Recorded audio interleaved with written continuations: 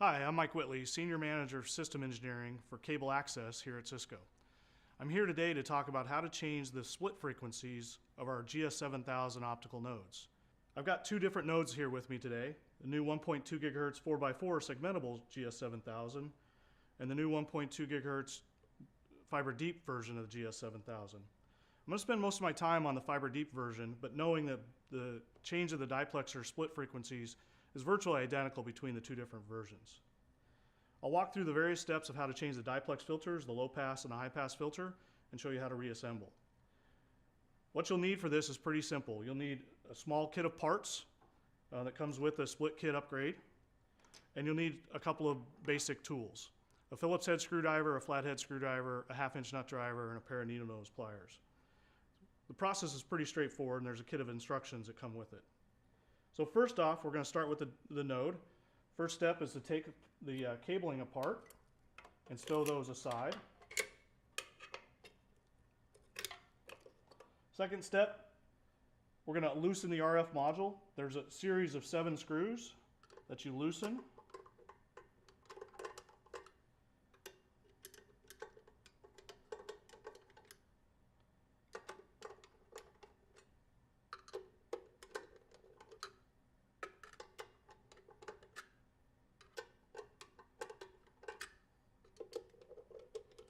Next, there's a pry bar located on each side of the RF amplifier to loosen it.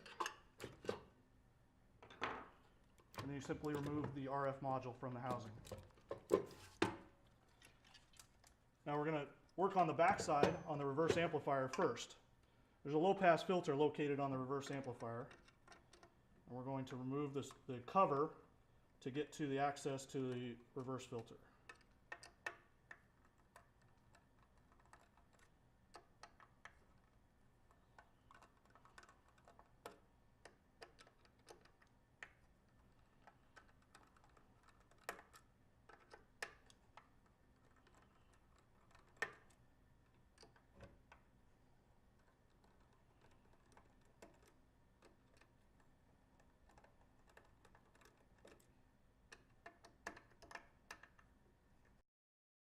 Simply remove the cover and set it to the side. You notice there's 2 low-pass filters located in the reverse amplifier. You simply remove those 2 devices.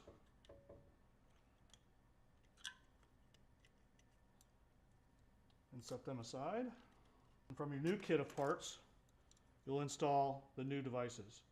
There's a tab that aligns these for placement inside the amplifier. You'll notice there's a plastic tab to help you easily locate where to put these.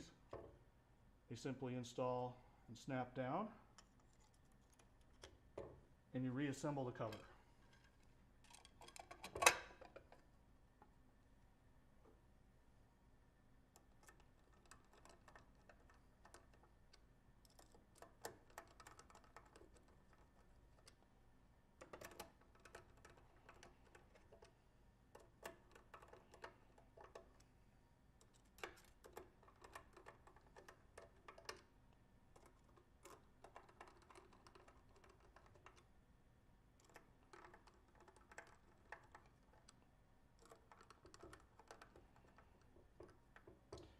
Now you'll reinsert the RF amplifier back into the housing.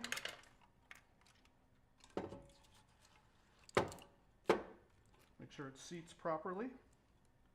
And you can retighten following the sequence for the tight hold-down screws. You need to follow the tightening sequence as well as the torque requirements to properly seat the RF module.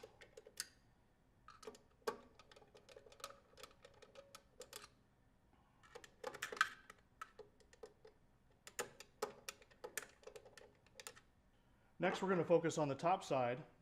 We're going to remove 4 diplex filters, and in this case, 1 high-pass filter. Again, with a Phillips head screwdriver, you simply remove the top cover that holds down the diplex filters.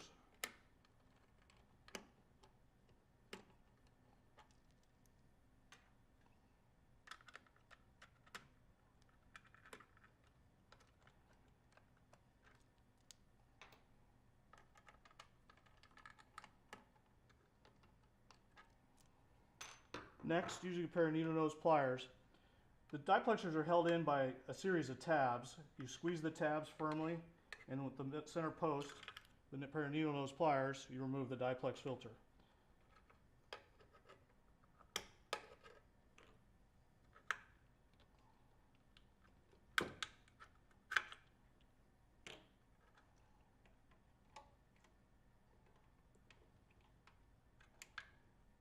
Next, you remove the high pass filter, using a pair of needle nose pliers. There's a little tab that makes it easy to remove. So now you've removed the initial diplex filters, and from your kit parts that came with it, you'll reinstall the new diplex filters to change the frequency split. Again, there's a couple of tabs, plastic tabs that align with the insertion. There's two black marks on the cover that indicate which side the plastic tabs go to make easy installation.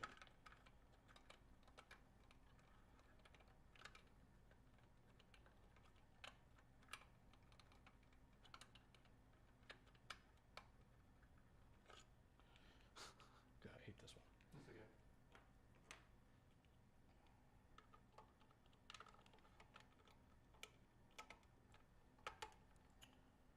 Next, you'll reinstall the covers. Again, there's two little tick marks on top of the cover that align with the two black marks to make it easy to install and align.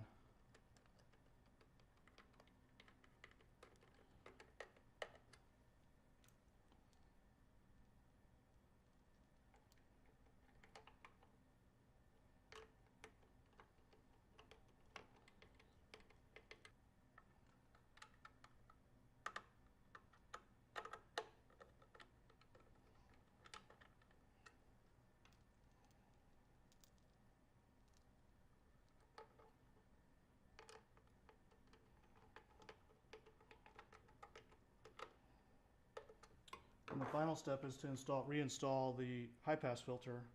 Again, there's a little alignment fingers to install it into the housing properly.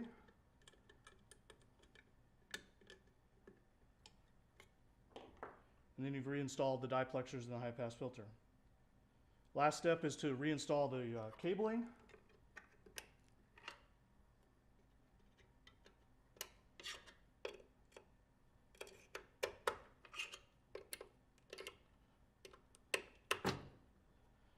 And then the final step would be to go back through, do a final balance and check, verifying levels, operation, and rebalance. And that is how you change the diplex filters and the frequency splits of a GS7000.